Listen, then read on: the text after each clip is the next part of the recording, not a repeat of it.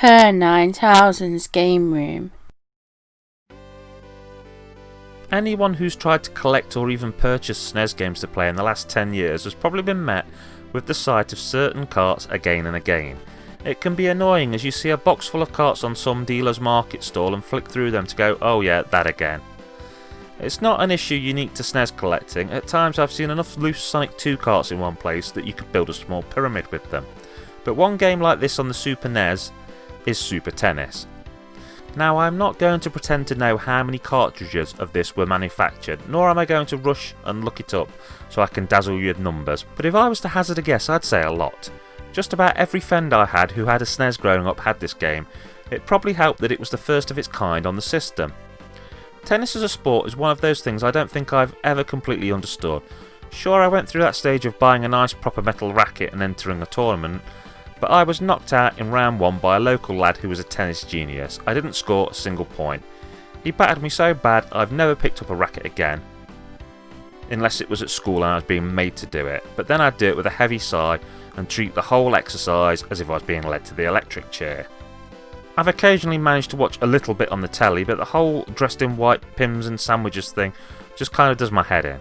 However, it has to be said that in the sports meet video games world, tennis was one sport which really got the ball rolling, if you'll forgive the pun. I mean, in all honesty, Pong is basically a computerised version of tennis. Let's face it, and I'll get hate from some quarters for this, ping pong is close quarters mini tennis. So any of us truly old school gamers will have sat through a lot of different electronic bat and ball games, starting from tiny dots being hit by rectangular bats, and then from there to very crude cartoon men, till we got where we are now with the likes of both super realistic tennis simulations with every blade of grass lovingly animated, and the fun, quirky, highly developed cartoon games such as Wii Sports Tennis, Sega Superstars Tennis, etc. Okay, so back to Super Tennis. Super Tennis sticks in my mind as one of the best examples of the genre from its time. As a single player game it soon becomes boring, so I'll glide over that. However, in 2-player mode this game really shines. It's a tense, competitive multiplayer game. The range of buttons on the Super Nintendo pad are used to enable the player to make a large range of different shots, all of which lead to multiple possibilities. This was the first time I remember playing a tennis game which really got me thinking, got me trying to quickly plan the trajectory of the ball, to plan the best way to return it to try and score a point.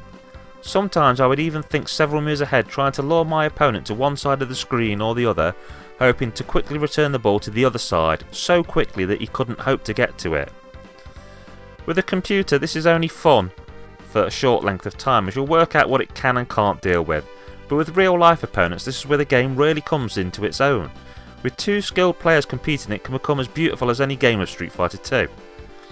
If you have a group of friends who gather and play games together, drop this into your Super NES and play Winner Stays On. You'll almost be guaranteed to hear your friends make all kinds of noises in the background as balls are skillfully returned, or when they're just missed. Super Tennis is a simple game to look at. A lot of the graphics are functional, the players are drawn well for the time, and there's enough variation between them so it feels like you're playing with a different person, and you never get confused in doubles games.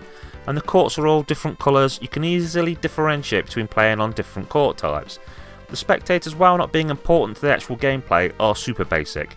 It looks like they've just used player sprites and pasted them into place without enough variety to pull it off. Weighed against this though, there are some brilliant effects such as when Mode 7 is used to scale the camera in and out of the court during an introduction or when the players switch sides. Overall it's kind of a mixed bag, but it does everything needed of it and doesn't get in the way of some pretty darn good gameplay.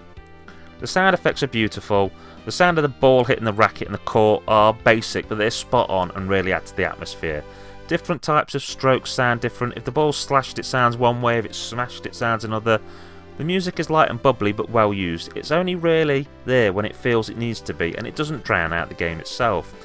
With a little effort you can get a cart of this online for around £5, which is a fair price. However, I've seen it sell for closer to the £2 mark now and again in real life. If you ever flick past it in a box of retro stuff at some car boot or convention and it's cheap, I recommend you don't just go ugh, a tennis game, and ignore it. It's not a bad game at all, I'd give it a 7 out of 10, and that's from someone who is not a fan of the sport. And I have to add that I do find the game a bit dull if you're intending to play it on your own. Although if you've got someone or people to play with, definitely give it a go. Okay, that's Kerr9000 signing off saying keep on gaming.